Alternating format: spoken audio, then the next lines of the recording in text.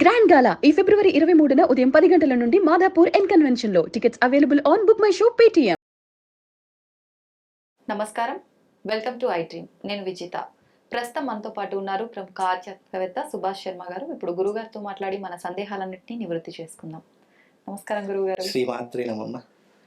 గురుగారు, గురు పుష్య యోగంలో కనుక బంగారం కొంటే లక్ష్మీదేవి కటాక్షం కలుగుతుంది, మళ్ళీ మళ్ళీ బంగారం కొనే అవకాశం ఎక్కువగా ఉంటుందనే వార్త అయితే వింటూ ఉన్నాం.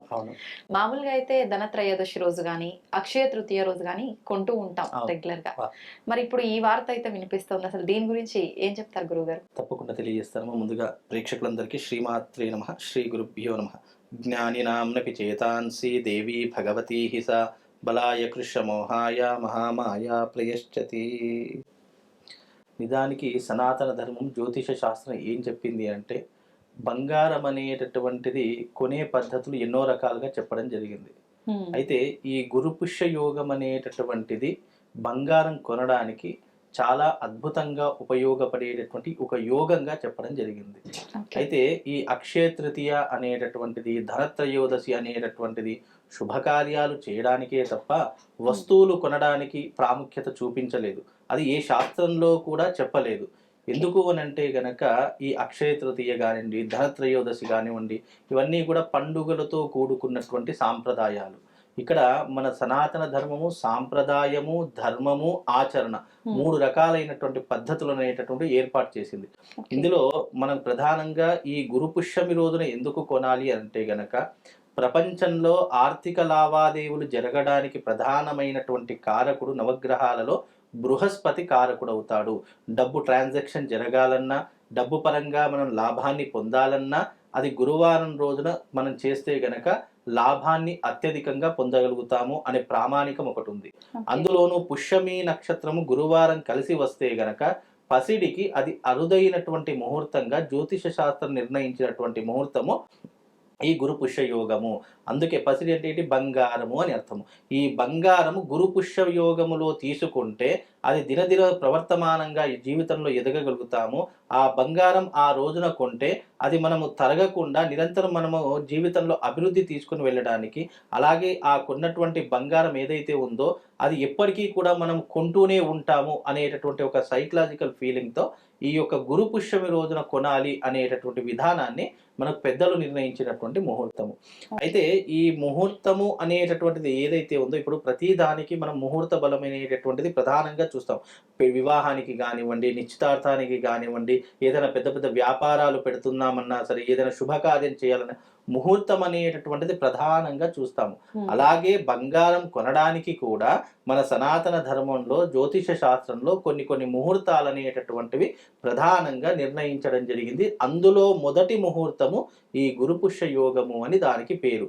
ఈ గురు పుష్యమి నక్షత్రంగా గురువారం వస్తే గనక ఆ రోజున బంగారం కొంటే అది తరగని ఆస్తిగా, ఒక అక్షయ పాత్రలాగా నిరంతరము మనం బంగారం కొంటూ ఉంటాము, లేదా మనం అదృష్టాన్ని పొందుతూ ఉంటాము, జీవితంలో అభివృద్ధిని సాధిస్తూ ఉంటాము అని తెలియజేయడానికి ఒక సంకేతంగా ఈ గురువారం రోజున పుష్యమి నక్షత్రం రావడం అనేటటువంటిది చాలా అరుదుగా జరిగేటటువంటి ముహూర్తము. అందులోనూ అది పుష్యమాసములో పుష్యమి నక్షత్రయుక్తంగా గురువారము అనేటటువంటిది రావడం ఒక ఎత్తు అయితే, పౌర్ణమి రోజున గురు పుష్య యోగం రావడం ఇంకా అద్భుతమైనటువంటి యోగం. నేను అందరికీ ఒక విషయం చెప్తాను, యోగములు కానీ అదృష్టములు కానీ ప్రతిసారి మనకి ఎప్పుడంటే అప్పుడు రావు. వచ్చినప్పుడే దానిని వినియోగించుకోవాలి. వచ్చినప్పుడే దాని సద్వినియోగం చేసుకుంటే ఒక్క ముహూర్త బలం వల్ల మన జీవితంలో ఎన్నో రకాలైనటువంటి మార్పులు జరిగే అవకాశం కేవలం ముహూర్తానికి మాత్రమే ఉంది. అట్టి ముహూర్తమే ఈ గురు పుష్య యోగం. ఈ గురు పుష్య యోగంలో పసిడి అంటే బంగారం గనక తీసుకున్నట్టయితే మనకు అన్ని రకాలుగా క్షేమం జరుగుతుంది, లాభం చేకూరుతుంది.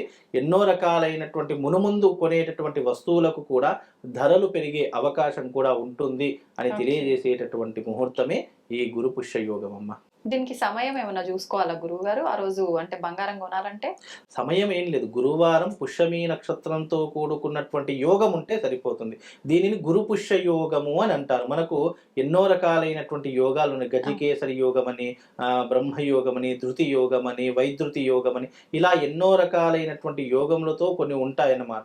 ఆ యోగంలో కొన్ని కొన్ని పనులను ఆచరించడం ద్వారా మనకు లాభం చేకూరుతుంది, అదృష్టం చేకూరుతుంది అని తెలియజేసేటటువంటిది జ్యోతిష శాస్త్రము. దీనికి ప్రధానంగా ముహూర్తం కూడా నిర్ణయించారు, కానీ ఆ ముహూర్తంలో షాపులు తీయరు. నిజానికి ఆ సమయంలో మనం బ్రహ్మ ముహూర్తంలో అంటే ఉదయం 4 గంటల నుండి 5 గంటల వరకు బంగారం తీసుకోవాలి. కానీ ఆ సమయంలో తీస్తారా? తీయరు. కానీ పూర్వకాలంలో అలా కాదు. కొన్ని కొన్ని దుకాణాలు ఎలా ఉన్నాయి అంటే ముందుగానే చెప్పేటటువంటి వారు, నాకు ఈ సమయంలో నాకు బంగారం కావాలి, ఈ అంటే గురువారం పుష్యమి నక్షత్రం వస్తే గనక ఈ వర్తకులకు, వ్యాపారస్తులకు ముందే చెప్పేటటువంటి వాళ్ళు, నాకు ఫలానా ఈ సమయంలో నాకు ఈ 10 తులాలు కానీ 20 అప్పుడు సవర్లు అనేటటువంటి వారు, 20 సవర్లు కానీ 30 సవర్లు కానీ బంగారం కావాలి, నాకు ఈ సమయంలో తీసుకొచ్చి పెట్టండి అని చెప్తే వాళ్ళే వర్తకులు అంటే షాప్ వాళ్ళు ఎవరైతే ఉన్నారో వాళ్ళే ఇంటికి తీసుకొచ్చి పెట్టేవాళ్ళు. అప్పుడు అలా ముహూర్త బలం అలా ఉండేటటువంటిది. అప్పట్లో మన తాతలు కానీ అమ్మమ్మలు కానీ పెద్ద పెద్ద కాసుల పేర్లు, పెద్ద పెద్ద బంగారు ఆభరణాలు వేసుకునేటటువంటి, అంటే ఆ సమయంలో కాలాన్ని, సమయాన్ని, ధర్మాన్ని పాటించారు కాబట్టి వాళ్ళ దగ్గర ధనం కానీ బంగారం కానీ అలా స్థిరంగా ఉండేటటువంటిది. కానీ ఇప్పుడు ఎవరు పాటిస్తారు? ఎవరు పాటించరు. ఒకవేళ పాటించమని చెప్పినా ఈ కాలంలో ఎవరండి ఇవన్నీ నమ్ముతారు? ఇంత టెక్నాలజీ పెరిగింది, ఎంత టెక్నాలజీ పెరిగినా, ఇప్పుడు ఎంత టెక్నాలజీ పెరిగినా ఆవు పేడను కూడా అమ్ముకునేటటువంటి దౌర్భాగ్య స్థితిలో ఉన్నారు. ఆవు పేడను ముట్టుకుంటేనే పాపంగా భావించే వాళ్ళు కొంతమంది ఉంటే, అలాంటి ఆవు పేడతో వర్తక వ్యాపారం చేసుకొని కోట్లు సంపాదిస్తున్నారు.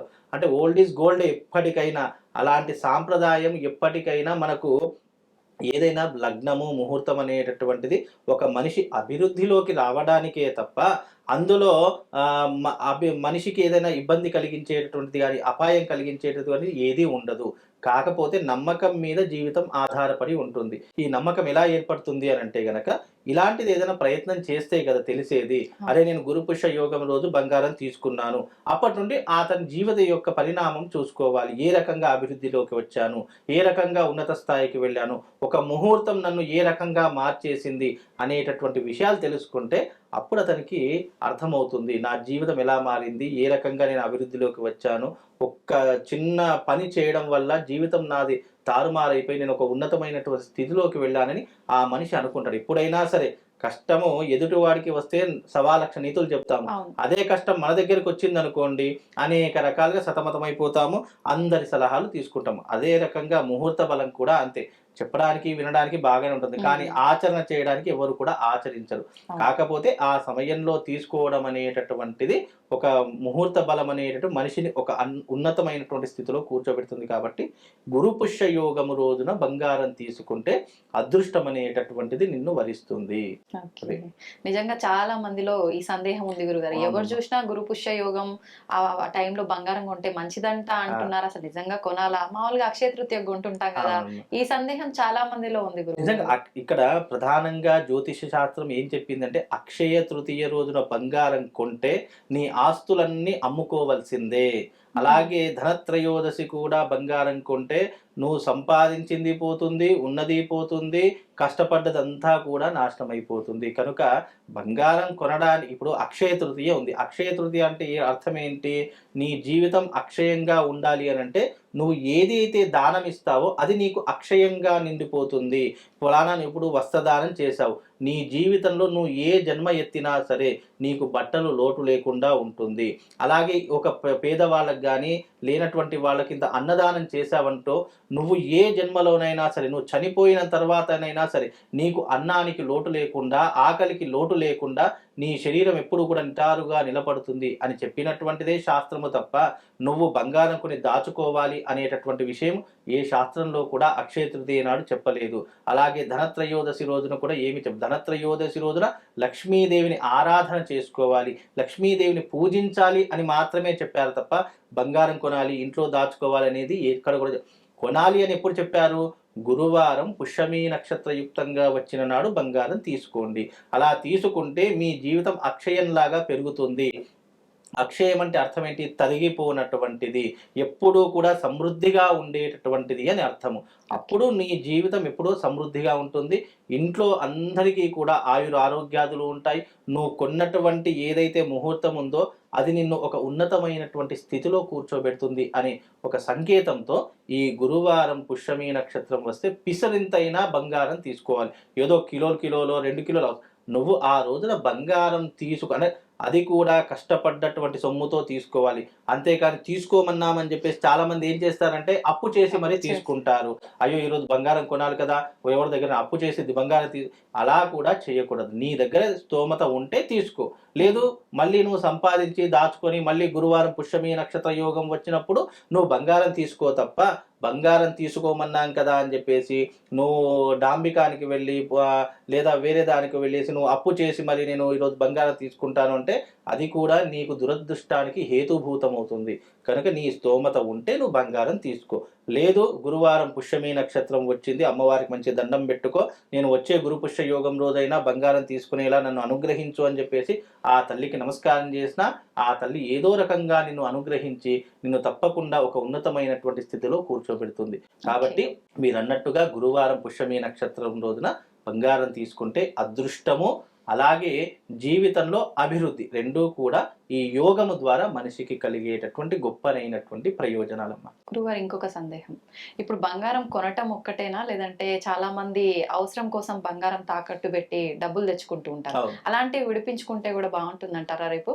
విడిపించుకున్నా చాలా మంచిదే కదమ్మా. బంగారం మన ఇంటికి రావడం ముఖ్యము. అది తాకట్టులో ఉన్నటువంటి బంగారం విడిపించుకుంటే చాలా మంచిది. ఎందుకంటే పూర్వ వైభవం వస్తుంది. మళ్ళీ మనం పోగొట్టుకున్నటువంటి ఏదైతే బంగారం ఉంటుందో అది మళ్ళీ మన ఇంటికి వచ్చింది అంటే ఆ రోజున మన దారిద్ర్యం వెళ్ళిపోతుంది అని అర్థము, దానికి సంకేతము అని అర్థము. అలాగే మనం కొనుక్కోవాలని కాదు, ఆ రోజున మనం తాకట్టులో ఉన్న బంగారం విడిపించుకున్నా సరే, ఎందుకంటే అక్కడ కూడా నువ్వు డబ్బిచ్చే నువ్వు బంగారాన్ని తీసుకుంటున్నావు కాబట్టి అది కూడా నీకు ఒక వస్తు రూపకంగానే నీకు అందుతుంది. కాబట్టి అలా చేసుకున్నా నీకు అదృష్ట యోగం అనేటటువంటి తప్పకుండా కలుగుతుంది. బంగారం నీ ఇంటికి రావడం ముఖ్యం. అది నువ్వు తాకట్టు పెట్టిన బంగారమా లేదా నువ్వు షాప్లోకి వెళ్ళి తీసుకుని వెళ్ళినటువంటి బంగారమా అది దానికి సంబంధం లేదు.